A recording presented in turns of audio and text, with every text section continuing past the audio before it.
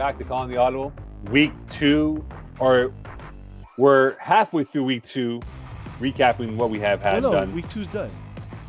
Well, yeah, I know, but you know what I'm saying, that the whole week is broken into 2, right? Like week 2 and week 3 begins Thursday, Friday, moving forward, right? So it's one of those. So we've ended all the games for week 2. Exactly. It is Calling the Audible, episode 2 of spring 2021. PZ Delarizzi, Eagle. We're back in studio. We are. Well, half Two-thirds. I'll be back soon. When I get my second shot in the coming weeks here, and I'll be back ready to go here, boys. It is a hybrid, but I will say, Mo, I missed being here. My voice sounds amazing compared to using a USB mic. Eagle did all the setup work for me, so I can just work on the show instead of having to deal with setting up my own studio. It's so much better. My God, I missed being in studio. Well, not only that though, Peace, right? Like Eagle is pretending to hammer the wooden panels behind you. Yeah, the real wooden panels here. I always like doing this just to kind of do a little bit of behind the scenes. This is what the wall actually looks like, and that's what we make it look like. Yeah. So, by the way, before we dive into it, because again, we want to make this as interactive as possible. So, a reminder to send us your stuff through Instagram, Facebook, all the social medias that we have at FPF. And we want to incorporate as much as we can, which we will. We're going to start delving into that, into this episode moving forward. Eagle, just before we start, how popular was our first episode last week? Did we do major TV numbers here? Or what's going on? So let me go check this. Actually, I can check the numbers. We had almost 200 views. All right. On our first episode. And that doesn't include our audio downloads, which I am pulling up right now as well. Okay. All right. Let me see stats overview. We're more than some other recreational. We had about 30 downloads in our first week on that. People like the YouTube format and everything. So yeah, good. Definitely back up to our usual numbers. I know we had a little bit of smaller audiences at one point in time, but this is definitely a big spike, and I'm super happy to be back here. And honestly, this would be a good time to use a call to action. For those who haven't subscribed, please do subscribe. For those who catch us on YouTube and like what we do, if you do hit that bell, you do subscribe, you're going to be updated anytime you get new content, whether it's Game of the Week, whether it's Calling the Audible, whether it's some of the new media packages we're putting together. FPF's a pretty amazing league when it comes to media output. We'll talk about that as we go throughout the show as well, because we had a slew of articles that came out for new members who might not know that exists on our website. Mo, I wrote my first article for FPF in a year, and it was a How rusty were you? Sorry? How rusty were you? In the rust department? People don't know this about me because my articles are insanely long. I think the last one was 7 or 8 pages. It was 3,700 words, but I cut it down from about 15 to 16 because I write constantly, and then parse it down when I'm soberer and soberish. Yeah, sober adjacent. Yeah. And so that's it. Is I felt as though day one, I was just rambling. But by the time I got to the editing part, I was like, oh yeah, no, this is my thing. This is what I'm doing. This is these are the jokes I can weave throughout the article. These are the stories I want, the narratives I want. So I would say yes, very rusty at the beginning, but by the end of it, I kind of realized sort of, oh yeah, this is where I gotta be. And honestly, looking at the other guys, looking at what Iggy's done, and Alexi, and even Frank Taylor Colatrell is a new writer for us. Very impressed with their early work in the season as well. So we got a great writing team. No French content, unfortunately, this season. We just didn't have anyone who came forward saying they wanted to write the articles. But can they join though? At this piece Eagle to come in now at this point, even though we're 2 weeks through? Why not? You can join at any time. Perfect. So the door's open. I love spending Rob's money. It's my favorite thing to do. Yeah, exactly. So if you want, you can join on the media team. Just let us know. Let myself know, Rob, Eagle, even Mo, any of us. We all talk all the time. Sure. We have a very unhealthy and super dependent relationship where we're always talking to each other. So definitely hit us up. Let us know that you're interested. We want to have more French content. So please do come forward and let us know if you're interested, and help me take money away from Rob and give it to you. Worst case, I can try it. I can be like, nobody wants that. Bonjour, je aigle. Yeah. Bonjour. And that'll be my article. Yeah, no, that's not so it. Speaking of don't let Eagle do it. No. Speaking of a new segment that we have, every week we hope to bring this segment to start off our week. We always did the week that was that we saw. we're spinning out now and bringing a visual component to this as Chris Rive does the highlight packages for us. And here's our first one that we're going to unveil to you guys. Hit that play button, Eagle. Dan Lazara has a golden opportunity to really legitimize himself as being one of the best quarterbacks in this league. I'm that guy, pal. Jonathan Svetna. His defensive prowess, guys, his IQ was unreal. Like, he was reading plays, he was baiting quarterbacks. Gab Wiseman just has his team perfectly balanced in his offensive philosophy. They just play Bruin football.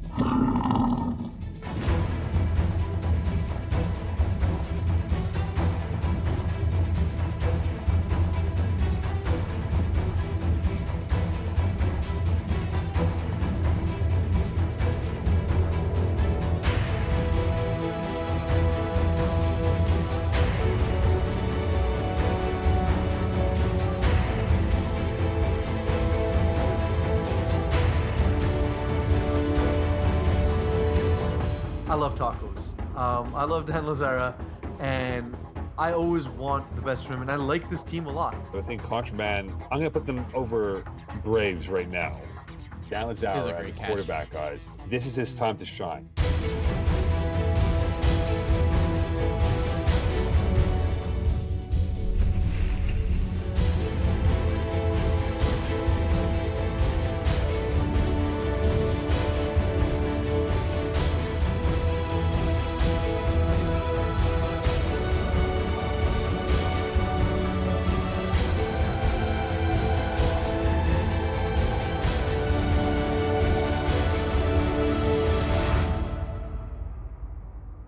Yeah, okay.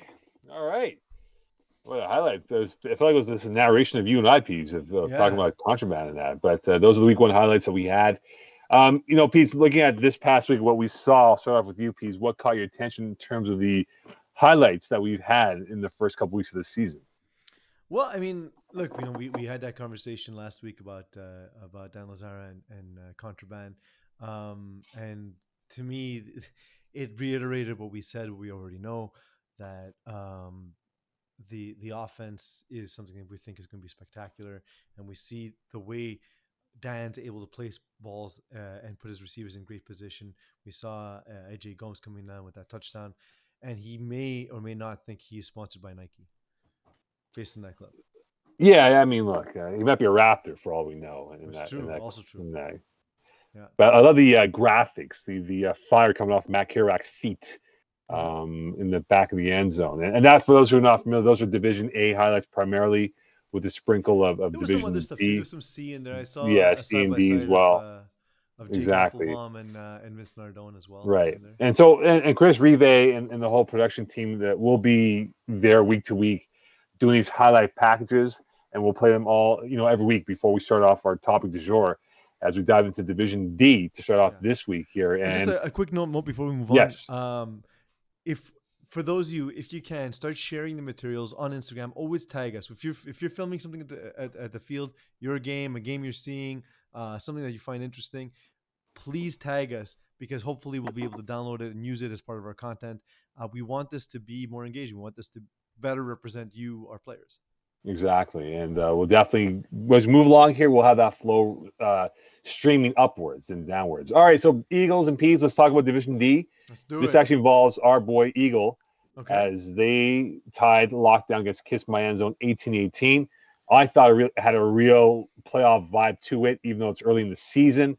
Both teams played well, bloodied, busted lips, penalties, highlight plays by both teams.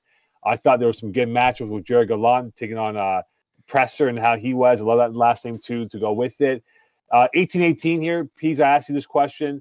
In the long view of this season, this tie, will it hurt or benefit Lockdown or Kiss My End Zone in vying for a playoff spot for the playoffs? Well, it's going to hurt Lockdown more because they're going to start the season 0-1-1. So there's that. As I think Volume 18 of Battle of the Cannolis, Lockdown versus whatever version of Pease's team is playing, is happening on Friday. But in all seriousness, I do got to throw Eagle under the bus, because I messaged Eagle like, "Hey, how was your game?" and he messaged back, tie game 18-18. He left out the fact that like he brought along a sub in Jared Gallant, who of course is slowly becoming a more and more recognizable name in FPF, as well as just one of the more recognizable figures because he's a giant human. And he makes incredible plays and did in this game was led with 10 targets from quarterback Buccaneer.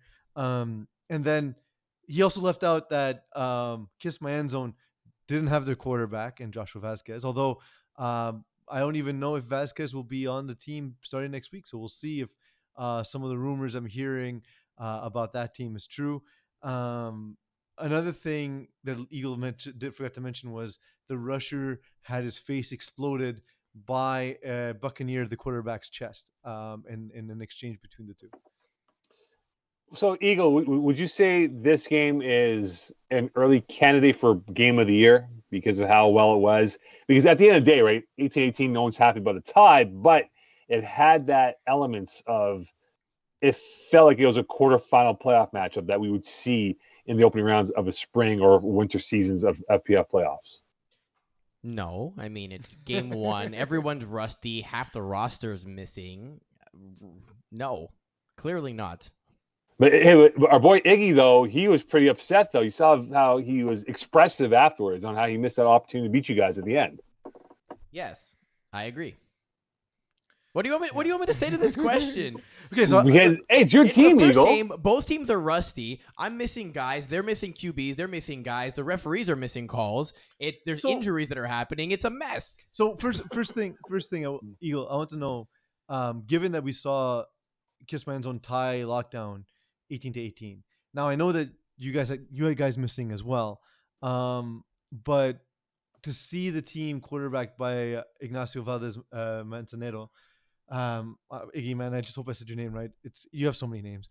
To see the team quarterbacked by Iggy, and seeing them basically with the backup quarterback tie your team where you have your starting quarterback, A, is that worrisome for lockdown, and B, were you impressed by Iggy's play, and what can you tell us about the Kiss My End Zone team in terms of what they do well?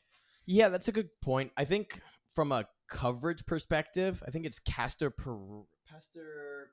Charles Presser. Sorry, it goes by Chaz. Charles Presser actually did a great job in coverage against our corners, essentially. Best cornerback that I've seen in this division so far. I mean, that being said, we still managed to drive the field. There's rust on one of the interceptions. The other one is literally a bad call. And then from a defensive side of like our team and everything, blown coverage a couple times. I would say they get lucky. I mean, I think if Kiss My End Zone was at full strength, they would have destroyed us this week.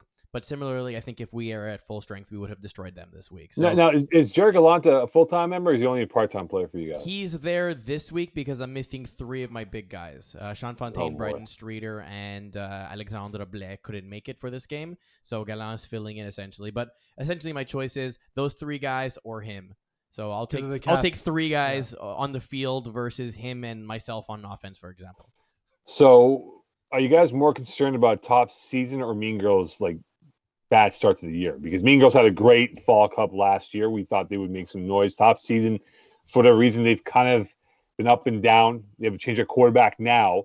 So is there any concern for them, given how they've not come out of the gates flying like they did in years past? So in the case for Mean Girls, what I think is that their team will take a little bit of time to come together. We saw that kind of in the fall as well. And we saw that in the first season where they were growing by leaps and bounds. For all intents and purposes, did they even finish a season, or were all of their seasons affected by COVID? I know the Fall Cup, for example. Yeah, Fall Cup, they were rolling and going because they were really up in our faces about calling them out. Well, actually calling me out for calling them out. But we all thought, even Alexis Dubois, who I was with at Laval last Friday, we were surprised because they lost to a team joining football that didn't have their football with them. Literally did not have a football with them. They had to borrow from Mean Girls. That's a bad name for your team if you don't have a ball. Exactly. And not only that, though, they were given, I guess it's their first year more or less, they were disorganized in getting things together. And we thought, okay, this is going to be a steamroll for Mean Girls. And they lose to join football in week one. I have a theory about TOPSZN. What's the theory? You know, Happy Days, the show Happy Days from the 70s. Yes. One of the things they say in Hollywood when a show goes on too long or it's just not as good as it used to be, they refer to it as jumping the shark. That comes Yeah. from an episode of Happy Days where the Fonz jumped a shark with a jet ski or something or a motorcycle. I don't know. I Right. never watched Right. Happy Days. I'm just saying that's where the statement comes from. Top season, I think this is a team that's jumped the shark. They're a team that instead of moving up, have reshaped themselves so many times that I understand the skills of Bradley and Brandon Perrin, of Taekwon John, of Hassani Worrell, but I feel like every season they lose a piece and they're just not quite as strong as they once were. But they have a good quarterback though. Ryan McGrath is a guy who's had success playing with other teams. He won a championship with them, right? Exactly. Right. But the competition's getting better around them, and I feel like they're losing a piece each season because of cap implications.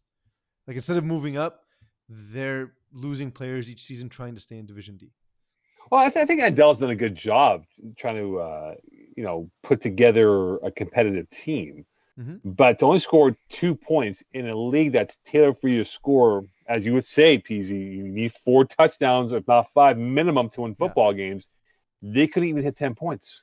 Fighting Illini are a wagon, though. Hold on. What's the proper pronunciation, Eagle? Eleni. Fighting Eleni. Fighting Eleni. The Eni. Hey, if it's Houdini, this is Eleni. It's true. Nobody called him Houdini. The fighting Eleni are good, man. Like top to bottom, they just have athletes across the board, and I think especially on the defensive side, they're a team who might get away with, much like in this game, only scoring 24 points and being able to win the game, getting by with 4 touchdowns. Well, look, you're right. That's good for a guy like Josh Feeder, who's not, as established as his brother Sammy is. No, and of course his brother now working for the New York Islanders in the NHL. But when you look at Josh Feeder, he's had some quarterback experience. Piece. I mean, he did sub in a couple of times as a cameo for the old Coyotes back in 2016, I believe it was, or 2017. But this Eleni team, I think this talent around him will make him a better quarterback early on. And then once he gets more comfortable at the position, I'm not saying he's going to take over games, but it'll be a lot easier to digest what he sees out there and make the right throws to his pass catchers, because they have talents up the wazoo on that roster, and they can make some serious noise as the fighting Eleni of this division. I hope this is accurate, but if so, the fighting Eleni scored 24 points on 19 offensive plays. No defensive touchdowns. That's pretty impressive. That's pretty explosive as it is. Yeah. And what was the red zone conversion? Stats tab, which is awesome. What was the red zone conversion? 7 possessions. Red zone completion was 100%. Right. 4 for 4. So I mean, and again, like for those who see these stats, we're gonna get better with the score stats because everyone's getting used to the whole process of putting the exact details. But for the Eleni, though, that is a pretty impressive start to their season in terms of what they did. And for Josh Feeder, maybe a chance to grow in that quarterback position and carry that Feeder last name as a quarterback family of FPF. Yeah. Agreed. So, Pease, when you look at the rest of the division overall, I know some teams have only a handful have played 2 games, and the bulk are still at 1 game. Is there a team that needs to win badly just to avoid falling to an 0-2 start? Because it could slip by the wayside given how the divisional formats are this year for playoff spots. I mean, it's just hard to say because so many teams have played only 1. So I'd start with PDs and Negronis just because they're the only team, literally the only team in the division to have 2 losses so far after 2 weeks of football. And what about trap starts? Well, I mean, can I do my analysis of PD and Negronis first? So they're a lot of the guys from Fighting Eleni. They were all together. I forget what the team was. I'll pull it up as I'm speaking. But all these guys, Ari Liberati, Ari Bazov, Jonathan Perez, Justin Frankel, Noah Groper, like these were guys who all played together when they played with the process. And that team splitting apart, this seems to be a team that is not quite as strong as the process was and not even as strong as the Fighting Eleni are this season. They played Voodoo and they played Blackouts. A team was really athletic and a team with a lot of Division D experience. So maybe that's why. Maybe we'll see after this week when they play top season. But if they don't win this week, I think it's going to be an indicator that hey, maybe this team is missing a piece or two to be really competitive in this division. Sorry, Mo. So what was the other team you want to mention? Trapstars. So you keep doing Because this. They love this league. You keep doing this to me where you make me have to talk about Ryan Garber, my first quarterback who I coached in FPF Junior. I'm a huge fan of his, obviously, right? Like I like what he does, and like the dude has one incompletion. The team's 0-1. He has one incompletion. I would be infuriated. He's the nicest guy in the world too. Like he's just always got a smile, always got a good attitude. But man, I'd be infuriated if I was him. How do you lose a game and only throw a single incompletion? Although this doesn't make sense because he also has 2 interceptions. Oh, that might be a bug from a couple weeks ago. Yeah. Apologies to the FPF community. We're working with faulty tools. A new app we have, actually. That's why. He also has 104% completion percentage on the site. 104.8%. Which is unreal. Like, it's unheard of, right? How can you lose a game throwing 104% completion percentage, Mo? You tell me. But it's unreal. But the thing is, I look at Trapstars and how they are, and they're not built to score 45 points. That's not their game. And in fact, I remember in the Fall Cup when they were in it, they had a lot of analysis, mathematical formula analysis percentages, and how they saw teams and what they did on the football field. They went in depth. They showed it to me. They showed me a few pages of what they were doing. So these guys really take it to the next level of game prep and all that. And they rely on their defense to make big plays for them to convert for offensive touchdowns at the end of the day for them. So this might be more of a defensive effort to get them in the field position to work with. And if they get that in their favor piece, they can maybe get 20, 25 points, and that could be enough for them to win a football game this year. So I'm inclined to agree. And their loss to Vultures, those are 2 teams that I think aren't offensive juggernauts. I think those are 2 teams with strong defenses that have to find wins in the margin. And I say that having played Vultures this week, it was a game where I felt as though if I get to 4 scores, there's a good chance we win the game, and that's what happened. Right. And so that the previous week Vultures got that 5th score, and that was the difference, right? Like that's right. That was the difference for them. So I think both teams are going to score sort of middle ground amount of points, but both of those teams in Trapstars and Vultures, they're teams that I think will have sort of elite. They'll be top 3rd in terms of points allowed, in terms of takeaways and so on. I'm worried about Clinkers though. I really am. Watching that first game, and now as moved towards week 2 or their second game of the season, they lose to Blackouts by 44-13 on for their first week, and they got leftovers coming up this week in Laval. I don't know if Marc-Andre Deslaunier is fit for this division as a quarterback. I think the game comes a lot faster at this pace piece, and that might anchor them down. And if they drop to 0-2, 0-3, I'm just not sure if they're built to come back and put together a string of wins in a row and come back 5-3 going to the final 2 weeks of the season. Marc-Andre Deslaunier always amazes me. He plays these incredible games where he's absolutely on fire. Just all the reads are coming to him. He's a really smart quarterback. He understands his strengths, and he plays to them. The issue with him at times is he has trouble executing the read. Like the read's there. He makes the right read, but then he doesn't execute it well. So like he sees the post, doesn't trust it, then throws it late, then it gets intercepted. Or he, looks to his right. He knows that read's not there. He knows he's going to go back to the middle, but doesn't set his feet properly, and then an interception comes. It happens to a lot of us who are not, actual quarterbacks, guys who are flag quarterbacks. Those are the things he needs to avoid. He needs to be a little bit more. He needs to make a decision. He needs to stick with it as quickly as possible. He needs to be very assertive. And I think overall, though, it's a good team. Like Jermaine Ledoux is a very good 2-way player. Maxime Ledoux as well. Vincent Marquis on this team. Vincent Marquis is a low-key, very good athlete. We've seen it in his time as a mobile quarterback, right? So we know this guy can move. They have strength, they have speed, they have size. It's going to come down to whether or not Marc-Andre Deslaunier will be able to execute his reads at a high level. He's got to trust it, right? I don't know if he trusts it at all. And it showed in that week 1 loss in Laval that you can trust, and they got blown out, and they can't get blown up. Just like the Trapsters, they're not built to score 45 points, but they can get you a seam of points in a row and make it even beneficial for you.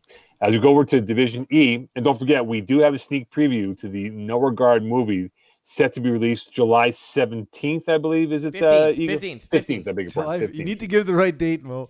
I know. Working. He works 2 days a week, so it was one of the two. July 15th. Exactly. Yeah. July 15th. That was a Thursday, right? But anyway, we'll get to that movie a bit later on here. But we go into Division E, and I saw this game from afar. And I have to give this team full props here because they essentially made Menace to Sobriety literally scream uncle as the Oreo team, which is consisting of high school kids, crushed. Team, I was talking to Juwan Edgehill before the game. I'm sorry to cut you off. I was talking to Juwan Edgehill, whose brother Jaden plays on Oreos. Yeah. And he was saying two things, first of all. One is that he fits the cap for this team, which would be just absolutely wreck the division. So I love Juwan. I want to see him play. I just would prefer if he didn't also play on this team. This is a team that's supposed to be an FPF junior team, but their division folded before the season. Like there wasn't enough teams to put a team into the division. And so this is a team that is only eligible for FPF because of that factor. And they're 2-0 and they've been dominant in both games. And as a guy who knows a lot of the personalities from FPF Junior, I can say this: I'm not surprised. I ranked them, I think, number 2 in my article, but I think they might even be the best team in Division E. They actually dodged the division. They were division dodgers. Well, they dodged up. Yeah, they dodged up, right? but I mean, if you're Menace to Sobriety, I know it's not the normal team that they would have of core guys here, but Chris Williams, Bobby Spaghetti's, as we like to call him. Spaghetti. Right? Yeah. Mike Zanobi's in this team. These are guys that have a wealth of FPF experience at higher divisions. And even they actually won high-end games at the highest level for FPF. But that's a morale. That's demoralizing to lose. The mistake you keep making is you think that experience matters in FPF anymore. It doesn't, because guess what? Oreos have years of FPF experience in FPF Junior. They know the game, and they're younger, and they're better athletes. So we're going to start seeing this more and more again, where the upstart teams take advantage in the lowest divisions, because Menace to Sobriety, when they played in the higher divisions, they had Robbie Robinson on the team. They can't have him in this division. So now they struggle because they're missing the extra athleticism, and the other teams that are coming in know just as much about the game as they do. So when you look at Oreos, because their next game is against Melons, and Melons did not have a game yet. They had a forfeit. So in theory, they have not played, and we're through 19 days of FPF. I know we don't know them yet fully, Peas, but in this situation that they are in for Melons, could this get ugly given how Oreos are putting up points like they're the Golden State Warriors of FPF football? So, Eagle, you can check this to make sure I'm right on this, please. As far as I know, they're not a team from FPF Junior, but again, I don't know this team. Yeah, they're not guys who are from FPF Junior. I just check a couple of the profiles.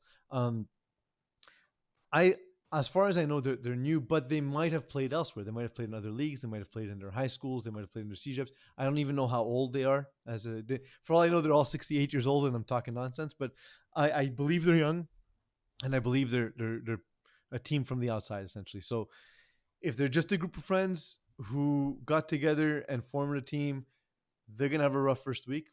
Don't worry, you'll learn quickly. FPF is a great league with a great community, and you'll learn quickly.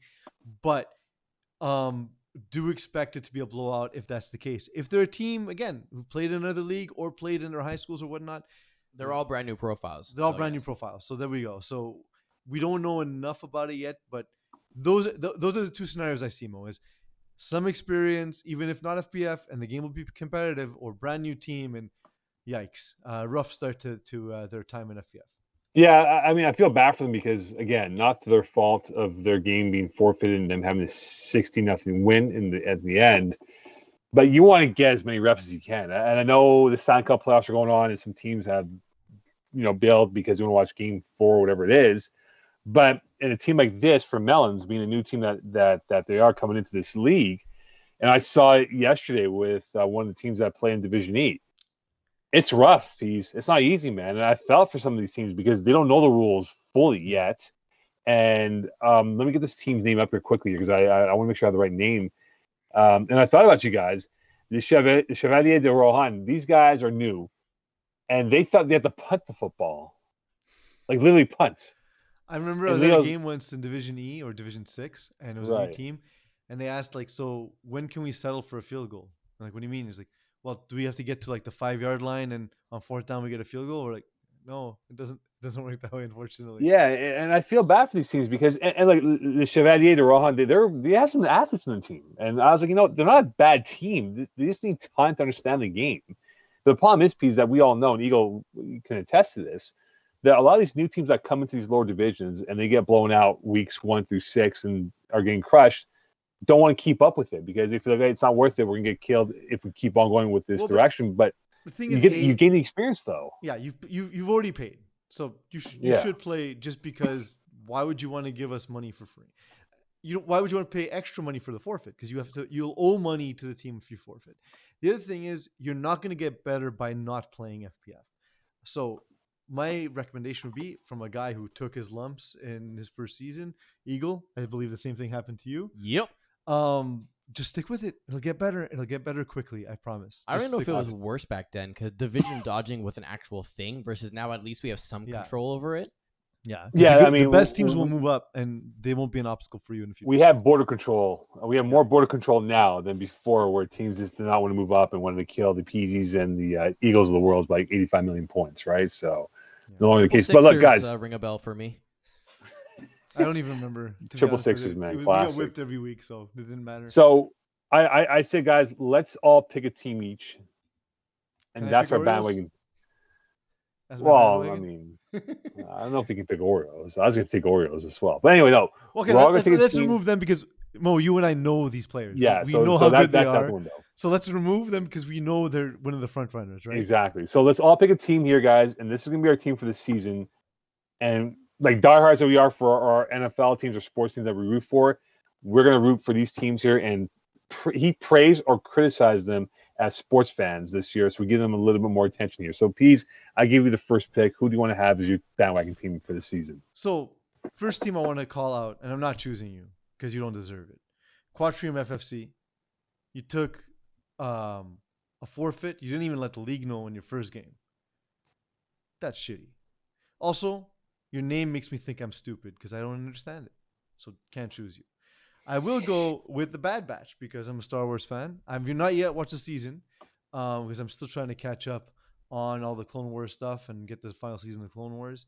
I will then watch the Bad Batch. And Mo, as you know, in my writing, I use a lot of TV, movie, and pop culture references. Of course. So there will be lots of Bad Batch references to come once I watch a show. So it's getting me to watch a show I like, and I get to cheer for a team with a cool name. So Bad Batch, I'm going with them. So Bad Batch is yours. All right, Eagle, you're up next. Who do you have as your homer team that you'll be supporting this season? So I'm going to go with a team that was playing right before us on Brassard last night. Not the senior team, which is what I'm going to refer to them as in the future, but the junior team, Les Chevaliers du Rohan. I think they are going to need some development work in this season to try and learn how the game works, but I think there's some raw skill out there. Making some big plays on defense, just a little off in terms of the synergy on offense. They drove the field, but didn't actually score any points. But they managed to actually play the game the way it's supposed to be played. So I think there's some hope available for the Chevalier, and so that's gonna be my team for this year. Okay, you guys are both fools. I'm taking the front runner here. Oscar's Hockey School. That's my team, boys. I didn't like them because of the name. Because that's your hockey. fault. My team's going to smoke your team. Look, here's the schedule for Oscar's Hockey School, boys. They're 2-0. They got V-Town coming up. Menace to Sobriety 4-0. You know what? They're going to beat Green Means Go. They're 5-0. They'll beat Rainmaker 6-0. They're going to go 10-0. 10-0. Maybe, but in the finals, they'll lose to the Bad Batch because no, they'll lose to the Bad Batch. Okay, so what's the bet here, guys? What are we doing here for this? We have our three teams. Okay, you got Bad Batch, Chevalier for Eagle, and I got Oscar's Hockey School. I think this is what we gotta do, Mo. We gotta make sure we have it right, though. So whoever finishes with the best preseason record wins the bet, right? I think the two losers need to order and send to the winner a box of Mike's barbecue sauce from Mike's Barbecue. They're not a sponsor of our show here, but they do sponsor another show. It's a show called Not Sauce for Work on the Hot Sauce Sports Network. So if you haven't checked it out, please do. It's excellent. And don't forget to use promo code HOTSAUCE10 to get 10% off any individual bottles at BBQMTL.com. Rob's going to kill us for this. I suck at all the ad reads. He's going to, oh my God, he's going to rip us to shreds. Like, he's going to rip a real one in our backside. He should go see the media director and complain about me. Yeah, exactly. We'll have a slew of like messages, coming up. Okay, so the bet is what? So we're doing the hot sauce here, or we're doing like yeah. Also, they got the new truffle mustard and truffalo sauce. So okay, so what's the bet, guys? We're doing the hot sauce here, or what are we going with? Yeah, let's do it. Okay, so whoever has is it the best record, or who goes deeper in the playoffs? The best regular season record. The two losers split the cost of sending a box to the winner. Okay, it's nice to get stuff in the mail. That's not a bill, right? Okay, so Oscars Hockey School, we're off to a 2-0 start. Let's make it 3-0 here. That's what we all look forward to, because I definitely want that sauce in my mouth, if you know what I mean. I've often heard that. I know. Eagle knows that very well, exactly. So we have our teams here as well. And look, as for forfeiting, guys, I know we've had a few in this league, and guys, it sucks. It totally sucks, Pease. You know very well, because we've all had it before. But in the lower divisions, it doesn't help for the development of teams having these forfeits. There's one of the teams that forfeited, Trailer Park Boys. I'm immensely disappointed, because I know these guys. I'm friendly with these guys. They're nice people, but there's never, in my opinion, there's never an excuse to forfeit, because I've literally dragged people to the stadium who have no interest in football. Most of my friends have no interest in sports, period. And so I've dragged them, and they literally don't know what they're doing. And I said, you're the outside receiver. Every route, just run as far and as fast as you can. And not far for you, Pease. No, but I won't throw there anyway. So just take as much coverage with you as possible. On defense, try and stand in a spot, and pull a flag if it comes near you. And I lost all of those games. But I would rather lose a game and play, because to me it's a great disrespect to your opponent not to show up. Even if you really can't do it, let the league know. But honestly, I even think that find a way to field the team. Call your mom, your mom's friends, get the Rotary Club going, and field the team. All right, Division C. Corey Woloski's off to a flyer right now. 12 TDs, 1 INT. Least shocking thing in the world. Yeah, and his team is loaded. Like, they have a really good team. Yeah. Is he the best quarterback in Division C, given that he's got a wealth of talent to work with, and he's a really good quarterback and could be the best one of the bunch in this division? So I think from a skill set, if you look at skill set plus experience plus the situation he's in, I think he's the quarterback who's best set up for success. And it's on purpose, right? Like, Corey knows the league. He knows how to build a team. Corey Woloski is a familiar name in FPF for a reason. We know he's good. We know how good he is. But to me, you can't forget about Gianni Casati, who I've been singing his praises since I first saw him in FPF. The guy is a stud. He's Division C. He'll outgrow Division C before you know it. And Stephen Harpersad, to me, has arrived. And he's another guy where I think Gianni Casati has the best skills of the three guys we're talking about. But I think both Corey Woloski and Stephen Harpersad are just set up for success between having the combination of skills and FPF knowledge, as well as having just these absolute behemoth rosters. So rank 1, 2, 3 your quarterback. What am I ranking though? Success or best quarterback? Best quarterback, 1, 2, 3. So number 3. If I'm looking skill alone, I'll go Harpersad as 3. Okay, so rather than give me the number 2, who's your number 1 guy? And we'll know. So Woloski's number 2 then. He's number 2. But like, it's also splitting hairs. I think that they all know what they do well and they all know what they do poorly. And I think that do I think B-Ballers win the championship? Not necessarily. I just think from a skill set standpoint, I haven't seen anything in the low divisions like Gianni Casati in a long time. So if you know how in the NFL they talk about, hey, you take A-Rod from his system, put him with the Patriots, would he be successful? So if you take Stephen Harpersad, put him with Gianni's team, B-Ballers, you put Woloski.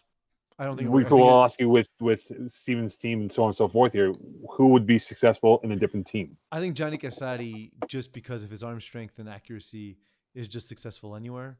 Like to your point, like using the NFL comparison, Aaron Rodgers is that guy who just has that like ridiculous like ceiling and ridiculous talent level. Stephen Harpersad has a team that's built for him. It's a combination of speed, of possession, of size. Everything fits exactly right. It's completely manicured for him and set up for success. So when you look at the blast games coming up, Peas, right? They got 3 tough ones coming up. Ballz deep, not off to a good start. But then in 2 weeks, Peas, circle this one on the calendar. They will play B-Ballers in Brossard in 2 weeks. And they got Sheeesh in 3 weeks at the end of July. So we'll have a clearer picture of how they'll be in those 3 weeks. And by the way, they end off the season playing against Infantry, which could be for the first seed in the playoffs. Can we put a moratorium on Ballz Deep as a team name? It's not as clever as you think. No, but it's cute. There's 2 of them this year. I know. That in itself is evidence, right? The fact that 2 people thought of the same joke. So speaking of Ballz Deep, are you surprised? Are you more shocked by them being 0-2 or EZW being 0-2 to start off their seasons? EZW surprises me more. EZW is a team I've been high on for a while. Even when they didn't play defense, I liked EZW because the thing is that I like explosive offense. I like that Jeremy White can create on the ground. He has that weird duck move that he does that I heard Joanne Edgehill, scorekeeper, mention to me. He'd never seen anything like that before, and it was wild. I was like, I know, it's the first time you see it, it's actually disorienting. Look, they lost a close one against Lego Cook. I think that's a fair matchup for them, and I think that if you play that 100 times, they'll win 50, they'll lose 50. The Infantry is one of the best teams in the division, so that's to be expected. But I think we'll see a run. I think we'll see them win the next 2, and then that matchup against Blue Dreamers, I think, is one to really keep an eye out for. Yeah, I saw Ballz Deep play, and there's something missing. Like the ingredients are there, but they're missing one key ingredient to make it taste well as a dish. Mm-hmm. And I don't know what it is. I don't know if there's a disconnect on the offense, but they didn't look good. They looked lethargic at times here. And I just wonder, I mean, is it the play calling? I don't know. But they also have a tough start to the season. They have back-to-back. They have Infantry, B-Ballers, and Blessed. That's a shitty way to start a season. Yeah, and they could be 0-3, right? But then it could ease up when they have Top Sauce, Silent Ticklers, and Easy W. And those 3 games could pretty much determine whether or not they're in play for a low-end seed for the playoffs. And that's why I think after 6 games, an ideal record for them at minimum, Peas, has to be 2 wins. If they can be 3-3, great, because you're 3-3 going to your final 4 games, and if you can hit 5 wins or even 4 or 5 wins, perhaps even more, you're okay to get in the playoffs at that point as a low-end seed. I think they're going to struggle against some of the younger, faster teams in the division. Although, they do have, a guy like Matthew Peacock, who we know how devastating he can be. It just, like you're right. There's just something missing, and I can't really place it. But a lot of the younger, faster teams, I think, will give this team a run for their money. Yeah, and that's when they might get exposed a little bit in terms of the depth and how they cover on defense. When you look at Silent Ticklers, because I know you hated the POP roster from past winter seasons because they're old school. Them. I just was confused by how they would beat me all the time. Peasy, you hated them, okay? It was that like that. It's like a Skip Bayless vendetta towards like LeBron James. Yes, it is, Peas, 100%. It was just we lost the game, and one of the guys on our team is currently on an NFL roster, and Bruno Labelle in the Arizona Cardinals. Yeah. That's, you don't expect to lose to a lot of guys in their 40s when you have Felix Laflamme and Bruno Labelle on the team, as well as the normal ridiculous amount of talent we had in that team back in the day. Right. So when you look at this roster right now, does this remind you of a POP 2.0 that they're the old team that might have to play that Sunday basketball YMCA style to win games this season. I like what they're doing. It feels like a bit of a reload. They got Charles Presser on the team. They got Sean Bant on the team. And having in sort of Division D, Division C, where you can find an edge is to get guys, and I think you can even do this in the higher divisions. It's just higher division teams are stubborn. But I think that if you can find value for a low cap hit, it allows you to then get, J.R. Verger on the team. It allows you to really load up in other places, and we're seeing Jordan Panetta is going to be throwing for the team. He didn't throw in the first game. He's eligible to throw. He's on the roster. I don't see a reality where he's not the quarterback of this team. So obviously the team will look better with J.R. Verger as a receiver instead of quarterback. Tony Corey also took some snaps at quarterback. Neither of them are going to be the best option for them. And they've played against Blue Dreamers, who are just chock full of talent. So I like the team. I want to see them with their quarterback before I make a final assessment. But I do like the combination of young, lowly rated talent to pair with their more established names in the division. As for a key game this week, Pease, and there is a good one coming up this week. It is going to be the Centaures against Sheesh, right? You have two high-scoring teams. You have Andrew Langbert, who has become a very good two-way player in this league as a quarterback and defensive player. How does Jordan Rossi pull off a smash and grab to get this victory over Andrew Langbert's squad this week? So the thing that Andrew Langbert does well as a defensive play caller is he makes a lot of in-game adjustments. And if you have a variety of concepts, so if you run a lot of spacing concepts, if you go back to them, especially in the second half, he's gonna call defenses that bait you into throws, that create mistakes. It's the thing I've always appreciated most about Andrew Langbert. So if you have a combination, if you have, let's say, that series of plays ready to go, I would separate all of your other concepts that don't use spacing, for example. So using a lot of isolation concepts. So that way, Jordan Rossi can go, let's say if he gets a lead in the first half and then can extend that lead to a 2-touchdown lead by using concepts that Andrew Langbert hasn't seen yet and that his adjustments can't take advantage of, that'll give you the opportunity to get up 2 scores. And then at that point, I think that I think Les Centaures will at that point be in a better position to win the game. They played one game and it was a close one, but in typical fashion, Les Centaures put up a ton of points, right? So in Andrew Langbert's mind, he knows he wants to keep it below 30. So if you can cross that threshold, you should win the game if you're Les Centaures. I think what helps them immensely, Pease, is having a guy like Karim Pulice on the roster. I think his wealth of knowledge, his wealth of playing the quarterback position to teach, mentor, give tips, feedback is huge. I think the chemistry that he has with Chris Brockwell, if Hugo Alamado plays, there's guys, Jordan Rossi, that he's played with that can definitely help in this roster. So I think they do have a good core in place. But when you look at Sheesh and how they played in their first game, because they got surprised and hoodwinked in their first game, I think Langbert comes out a little bit more vengeful.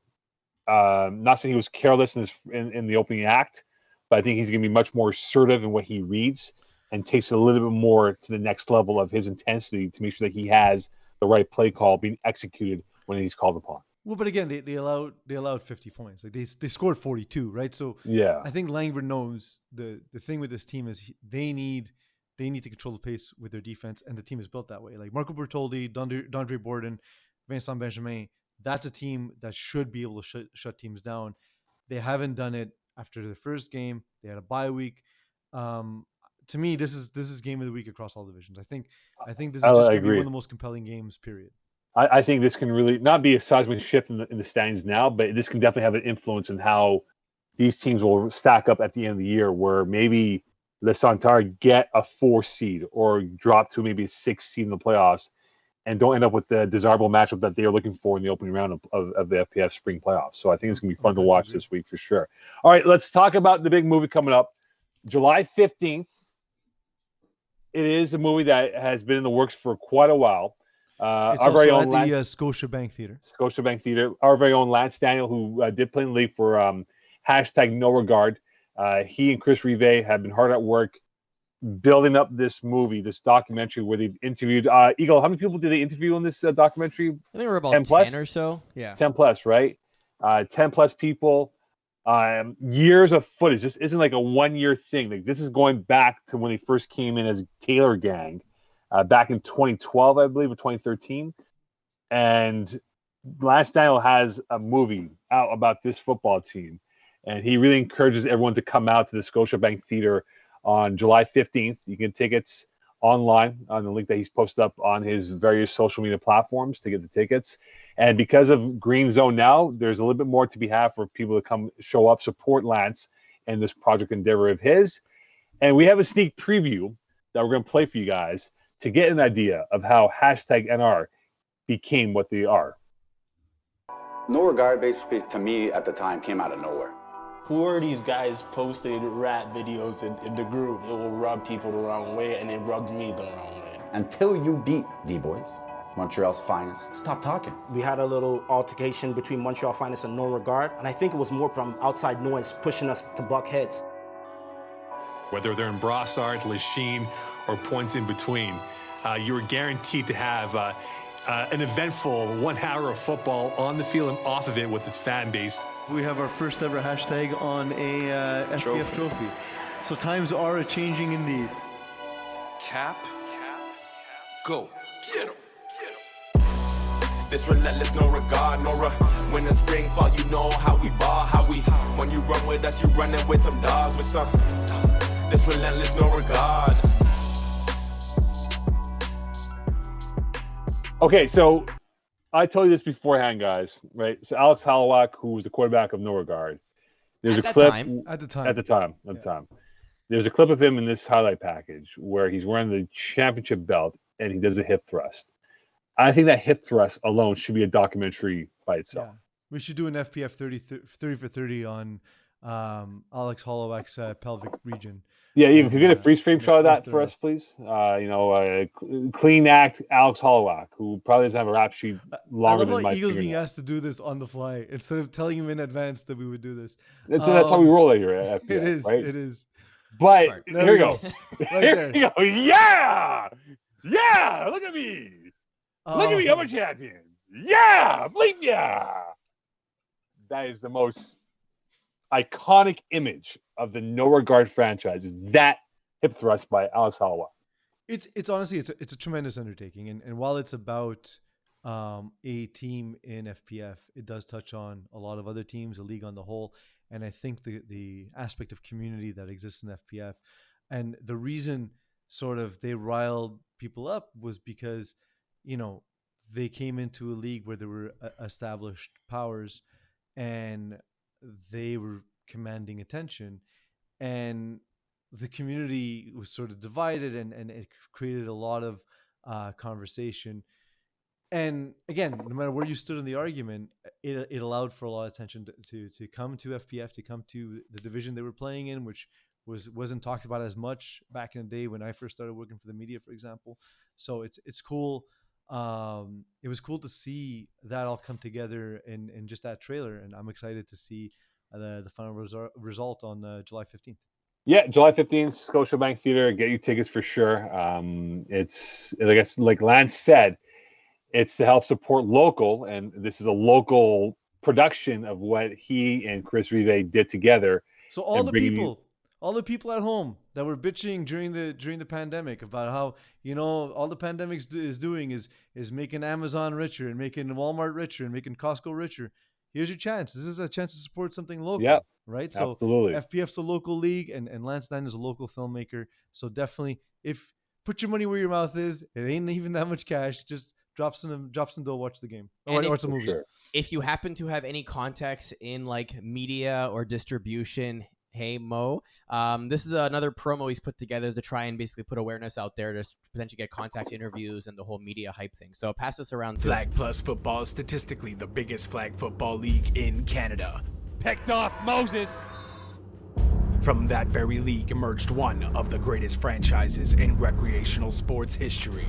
NOREGARD were essentially these, for lack of a better term, nobodies that had just joined. From there, it turned into Facebook post, it turned into trash talk, it turned into camaraderies, it turned into music videos and songs and diss tracks, and that's kind of how it all started, and it really polarized the community. Calling all blogs.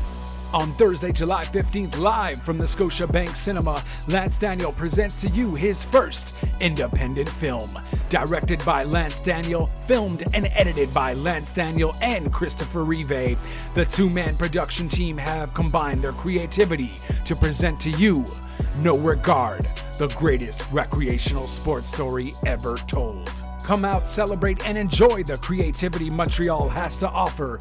Tickets are available at eventbrite.ca.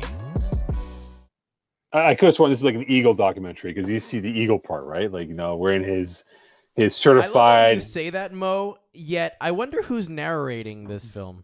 That I am, but there's no narration of my parts in this preview over here. So maybe I have like a 2-minute voice thing. in the first trailer. It's true, just actually. you. It's just you. But that's from like half a second of me, but it's mostly you. Yeah, but that's a clip that we were talking. Like, it wasn't what I said for the documentary, right? So I'm saying that. But you're also the voice of the documentary.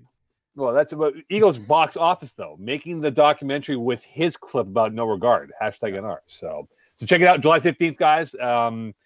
You want to get tickets, go for it, and support local. And Lance brings a great point about supporting local, and this is a great chance for you to do so for one of our own guys in the FPF community in his documentary about No Regard. So go check it out and have fun with it for sure. Let's go on to the next topic here, guys, as we wind down this week 2. We talk about division co-ed, I beg your pardon. The Fighting Tigers, a.k.a. the Fighting Seth Galinas, are 0-2. They have more firepower to work with here, Peas and Eagle, but I'm surprised that they lost their first 2 games on back-to-back hours on the same nights. You almost screwed me, Mo, because I actually wrote Fighting Galinas. They are the Fighting Galinas. The thing, too, is all of their players have been there, other than Theo J missed 1 game. But, overall, most of their players were there for both games. So it does surprise me to see that. And Power Rangers really just dominated them start to finish in this game. Seth Galina, not his best showing. And on the other side, Jasmine Farmer, she was dominant. There was just no answer for her in that game. Caught 5 or 6 targets, scored twice. Constance Miller, of course, played a role, as well as Mary Lou Bellan. I believe Bellan was rushing, if I'm not mistaken. And that's, to me, that's the strength of a team like Power Rangers, is that I was talking to Alexis Dubois, who covers co-ed, and he says the hardest thing with co-ed is you need to be able to find the women that can help you really play at the next level, because the guys who can play, we know that Theo and Jamie Ojeda can play, but you need to be able to elevate them with the female talent, because that's what makes the difference in co-ed. Because you need quality depth, I think. Absolutely. And when I look at Power Rangers, those are 3 of the best female players in co-ed that are all on one roster. So you could talk about how Fighting Tigers are loaded, but to me, when I look at Power Rangers, because of the caliber of the women on this team, they are a more well-rounded team, and this does not surprise me. Though the 6 points does surprise me, it doesn't surprise me that Power Rangers got the win. Can we also give them benefit of the doubt? They lost by less than a score, and then they play Power Rangers immediately afterwards, right? So back-to-back games. That's true. Arms hurt, maybe, getting back into it. You don't have that energy or that second win to play a back-to-back game. You're going against Power Rangers, obviously a good team. So there's a lot of factors in here to say, maybe if this was on a different day with the same roster, their results would be very different. Yeah, and like in the first game, Seth Galina did put up 26 points. Francois Delorier only threw 1 interception. Seth Galina made that extra mistake. That would be costly. That would be the extra possession that party mix would use to win that first game. And again, Emma Racine, another one of these women playing at the elite level. She was the number 1 target for her team. She scored a touchdown, and that was the difference. That's a big loss for Yin and Yang to lose Emma Racine. That's a huge loss. Absolutely. Because she was on the co-ed team in the Fall Cup, and she's a good player both ways, 2-way player that she is. So that's not easy to replace that. But I'll give you a better team, guys. 3rd down for what? Sarah Parker. unreal talent. All right, Mhm. that roster is loaded. You have Kevin Lubam, Alex David. You have Jeremy Murphy, who is Canadian Rookie of the Year receiver in tackle football for University, who's killing it in flag football. This is a team I'm watching closely and how well they will fare. And with their start to the year where they scored 2 games of 40-plus points and their defense has not given up more than 12 points in each of those games, they are going to be a team to watch out. And I can't wait for that Week 4 matchup when they played Party Mix in Laval on a Sunday night. And that could be for first place and obviously to have the best seeding possible going towards the playoffs in late August into early September. Sarah Parker, by the way, 10 touchdowns, no interceptions so far. She's a really good quarterback. She's amazing. She's out of this world. And it's funny enough, because I was at a Champlain Cavalier football practice back in early June, and it was really hot, right? It was like 10 o'clock in the morning, and on the other end of the field, there she was working on her throwing motion with Jeremy Murphy. Mm-hmm. So she is a student of the game, working on her craft, on her techniques to make sure she's still on pinpoint accuracy. And we're seeing that where she has 10 TDs already through 2 games of action. I remember seeing her play for the first time in the overnight tournament. And I looked over to Justin Blanchard and said, man, I wish I had her arm. Like, she's got an absolute cannon. The fact that she's still working on her throwing motion is the reason why. Is she's dedicated to the craftsmanship of playing quarterback. So would you take, here's a question for you. Vanessa Beery, who we know very well in this league, played for many years. Would you take her body of success, Vanessa Beery? Vanessa Beery, I saw the midnight tournament. I saw Sarah Parker. It was at an FPF regular season game where I looked over and said, yeah, that she's gonna kill her arm. So yeah. Okay, so here's the question for you then. Would you take Vanessa Beery's body of work of her career, what she's done as a quarterback, or the unknown potential of Sarah Parker of what she could do for the next 10 years at that position? I mean, Vanessa Beery, her accomplishments stand on its own, right? Like, we all know how good she is. We all have seen it. But I think Sarah Parker is the next incumbent, right? It's sort of like what we saw in Division A, where Joe Mahur was coming for all of Kevin Wyatt's stuff, right? I think that's what we have.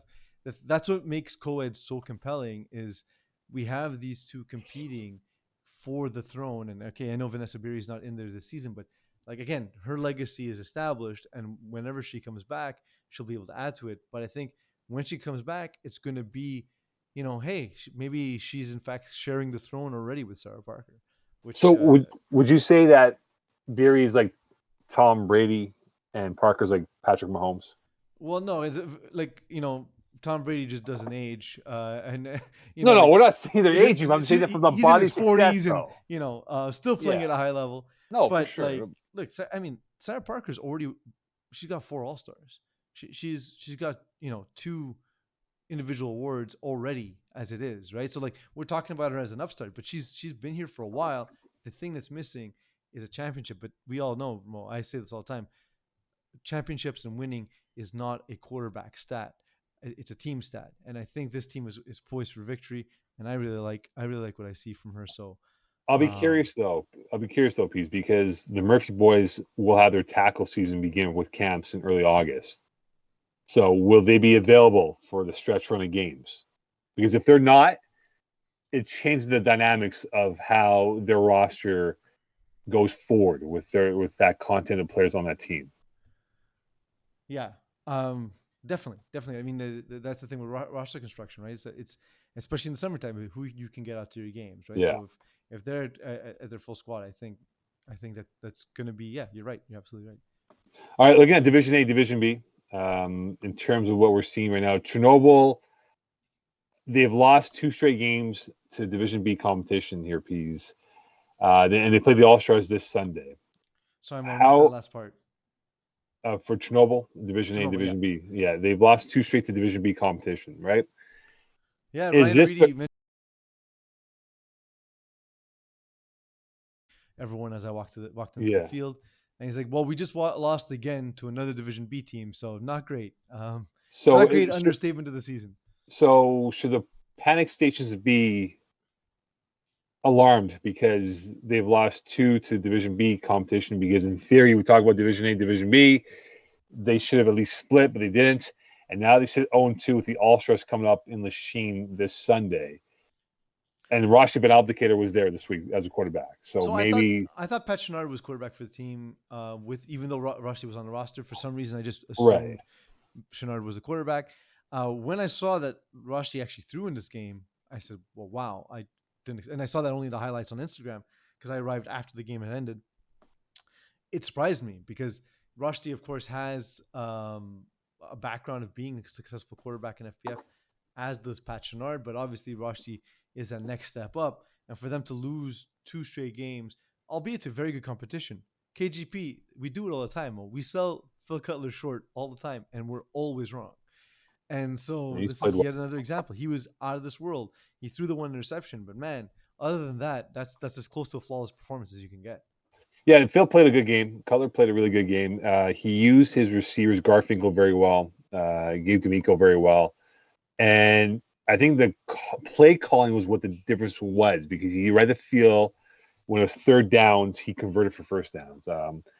And even when they got down a little bit, they didn't wobble. They kept forward and kept with the paces and stuff. And Jonathan Garfinkel really cut up Chernobyl's defense, and he had a really influential game in how he was able to control the narrative from his perspective. But again, I think for Chernobyl, that's a big game against the All-Stars. You lose that game, you're 0-3.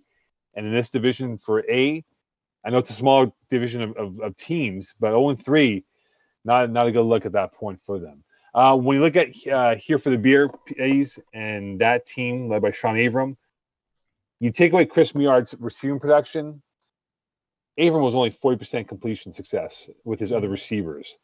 Well, was that more a factor of the receivers not getting open? Well, that's the thing, though. You look at this team right now, right? You got Jalen Greaves, you got Jordan Allard. There's some good players, Nicky Papish included. Vince Nardone getting back into football shape. Vinny Galano, whenever he does play. But Nardone and Galano didn't play that game. No, but the thing is, though, when they are in shape, ready to go, it's a good core. But when you look at Sean Avram, I just find that he just didn't find the connection. We saw the targets that was listed. If you look at the box score in total, he did have a wealth of receivers that caught at least 1 ball or more. But take away Chris's numbers, everyone else was below 50% of the passing completion success rate from a reception to target connection in that matchup. Yeah. And it makes you wonder if he's like, you see 7 targets going to Jordan Allard, and Jordan's an exceptional athlete. Only 2 receptions out of those 7. That's what I'm saying. Is there just an issue with sort of like getting back into throwing and finding a connection with your receivers? I think, again, not to use this as a crutch here, but to not have flag football for the last 16 months probably has stunted some teams, right? And trying to develop that, like EZW, for example, and maybe for Sean Avram. But what I'll do, I'll give him a pass on this week. But what I want to see from him moving forward is that Sean Avram that can control the storyline of this matchup. Can he author a better output of passing completion numbers compared to what he did in his first game? Because again, at that division piece, you cannot be throwing 40% to your other receivers not named Chris Meard and expect to win a football game every single week. Yeah, it's not like there wasn't talent on the field. Like we've seen what Jalen Greaves can do.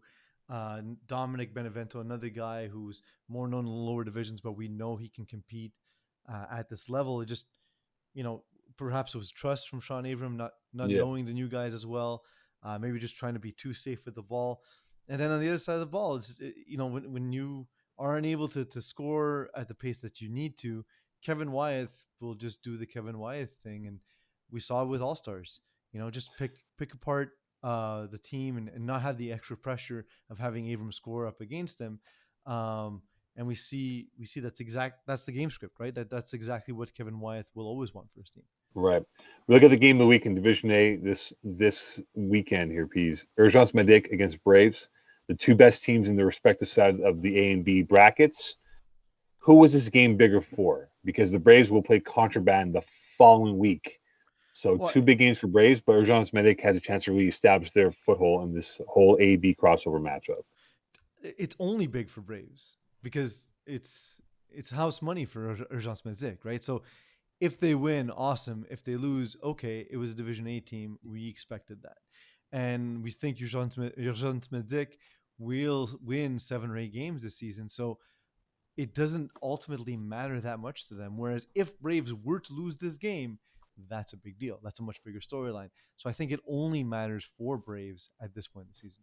Well, I think for Urgence Medic, they're 2-0. They did take out KGP week 1. They took out Junkyard Dogs rather easily. If they were to pull off the win over Braves, they got Chernobyl coming up after that, All-Stars, BYOB. So by the time we hit the halfway point of the year, through 5 games, I think they need to win one of those 3 games. They'll still be 3-2, and the end of their schedule is very Division B heavy. Yeah, right? So exactly. I think that they can, if they win one of these 3, they can still end up 7-3 at the end of the season, or even 8-2. Or 8-2. They can run the table. I think obviously mathematically they can end up 8-2. I'm just saying, yeah, you know what I mean? Like, it's still conceivable that they'll finish 7-3 or 8-2 at that point, even having lost 2 of 3 games. Okay, so if they were to lose to Braves this weekend, and we'll get to games picks the weeks quickly here. If they lose to the Braves this weekend, here, Pease, if they lost by 10 plus points, is that a moral victory in the whole context of how this game plays out? Yeah. I mean, like I said, I go back to my point though, is I don't think the outcome, and okay, the only time the outcome matters at all for Urgence Medic is if they just get whipped, if they lose by 30 points. Like, that's the time where it's like, okay, well, Urgence Medic can't compete at the next level. We were wrong about them. But in any other circumstance, even if it's a full touchdown or 10 points or whatever it is, right. I think again, it doesn't ultimately mean that much at this point. Mm-hmm. I think the next 2 games against Div A opponents will mean much more if you build this in as a loss. Okay. And if you win, then, it only matters for Braves at that point.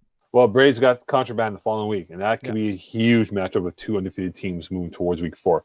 Eagle, it is now time for Games of the Week. It is not. It is not time for Games of the Week, Eagle. What is it time for? This segment has been rebranded. That's right. Mo set you up. He did you dirty. Exactly. This segment, we now, because we're doing different things, we want to clip different items to make them available as shorter clips, so for people who don't have time to consume the entire podcast. And if you want to laugh at our terrible picks for your teams and you disagree about who we pick, we're putting it into a nice, neat package. So rather than doing a little bit of analysis, we're front-loading the show with a lot of analysis, and instead we're just making quick picks. And each week we'll put out all of our picks on social media so you can come to us at the field and complain about why we didn't choose your team. It's like a loot bag. Here's the answer. It's because we hate you personally. All right, here we go. All right, let's go with Division A and B first. So we have KGP versus Get Off RD. KGP. BYOB versus Junkyard Dogs. Junkyard. BYOB. Eagle, did you not put the music in, or are you doing it in post? I'll do it in post. Okay. I mean, I can do it now. No, fine. fine. You want it now? It's fine. Yes, please. I don't care. Please, I just want to know insist. because it's the first time we insist. do the segment. I insist. There we go. Ready? I'm ready. You good? Yeah. All-Stars, Chernobyl. All-Stars. All-Stars. Contraband, Here for the Beers. Contraband. Urgence Medic, Braves. Braves. And let's go Division C now. So for our first game, if the hover would ever work, we have Silence Ticklers, B-Ballers. I'm going to go with B-Ballers. Top Sauce, Easy W. Ooh, big game. Top Sauce. Easy W. We're going to go Les Centaures and Sheesh. I'm going to go with Sheesh as well. You didn't say it properly. Sheesh. Les Gros Coq versus the Infantry. Infantry for me. And in a back-to-back game... Wait, did Mo pick? Yeah, Infantry. Okay. Yeah, and in a back-to-back game, the Infantry versus Mangoose. Infantry Infantry wins both. Blessed, Balls Deep. Blessed. And Blue Dreamers versus the South Harmon Institute of Technology. Blue Dreamers. Blue Dreamers, please. Division D, Bruins, Tough Lungs. That's a good game. That's a good game. I'm going to go Bruins. I'm going Tough Lungs. The Leftovers, Clinkers. Leftovers for me, yeah. Arush, Loyola. I don't know anything about Loyola. They didn't show up, so Arush. Kiss My End Zone, Glow Gang. Ooh. So I don't know what the final roster is for Kiss My End Zone. For that reason, I'm going Glow Gang, but that's the only reason. I'm gonna go Kiss My End Zone because Glow Gang quarterback is questionable. Tuts and Parleys, Blackouts. Tuts. Blackouts for me. Tuts and Parleys. Oh, okay. You gotta get both picks, Eagle. I can hear him at the same. Replacements, Johnny Fireball. Johnny Fireball. Replacements? Question. Hot Sauce Sports and Lockdown. Can't pick it, but Hot Sauce Sports by 50. I can pick it. I got Hot Sauce winning this game. All right. Based on your record with the weather, we'll lose. Thanks, Mo. Can we hear that clip of Eagle? All right. Okay. The Stoics, or Stoics as I like to call them, Mean Girls. Ooh. This is a good game. I'm gonna go Mean Girls. Yeah. Los Siete Amigos, Voodoo. So Voodoo had their game forfeit, but I'm gonna stick with Voodoo on this one. Vultures, Sparrow's Legion. Vultures for me. Sparrow Legion. Top Season, PDs and Negronis. Top Season. Top Season. It'll be a good game though. It'll be close. Ball in 60s, Trap Stars. Trap Stars for me. Yeah, I'm gonna go Trap Stars on this one. Les Bleus Branleurs, Pardon My Swag. PMS. LBB. The New Guys, Fighting Alini. Fighting Alini. This is a really good game. Yeah, actually. agreed. The better games this week are actually in lower divisions. I'm going with the New Guys. Yeah. Okay, I'm going to Fighting Alini. Division E, Quantrium FC, Save the Turtles. Quantrium FC, get over yourself with your name. Give me Save the Turtles. Ravens, The Bad Batch. Ravens. Wait a minute, hold on, Pease. You're going against your team. I am, but the Ravens are really good. I'm going with the Ravens. They're really good. Next one, Oscars Hockey School, V-Town. You know I'm taking the hockey school, brother. I'm 3-0, baby. V-Town. I don't know if it's an upset, but upset. V-Town. 3-0. 3-0. Brewers and Les Chevaliers du Rohan. Brewers. Brewers. Suicide Squad, Menace 2 Sobriety. SS. Menace Sobriety. Green Means Go, Ballz Deep. Green Means Go. Ballz Deep. Blast from the Past, Trailer Park Boys. If they show up, Trailer Park Boys. I'll take Blast from the Past. Dilly Dilly, Les Mythiques. Les Mythiques are really good. I'm going Les Mythiques. I'm going Dilly Dilly on this one. Pincellos, Rainmakers. Rainmakers. Melons, Oreos. Oreos. Given the choice between fruit and Oreos, I'm going Oreos. Yeah. And we got co-ed, La Secte versus the Fantastic Nine. Fantastic Nine. Fantastic. Les Semi-Croquants and Party Mix. Party Mix. Sriracha Hot Chili Sauce versus Yin and Yang. Yin and Yang for me. I'm going Sriracha. And last game, Third Down for What versus the Fightin' Tigers. I think Third Down for What? Send the Fighting Tigers to 0-3. Yeah, the Fighting Galenas are going to be toothless. So give me Third Down for What? Sheesh. There we go. Okay. That is our games of the week. No longer. So, a reminder, please tag us on all the social media platforms if you have highlight stories from an FPF day or weekend that you might be there, because we really want this to be as interactive as possible so we get everyone involved, because this is a big league. It's a lot of teams to cover, and unfortunately for Peas, Eagle, and I, we can't be at 10 places at once. So you are our eyes and ears on how you see things from the FPF fields on a weekly day, on any given day of the week. Absolutely. Agreed, Mo.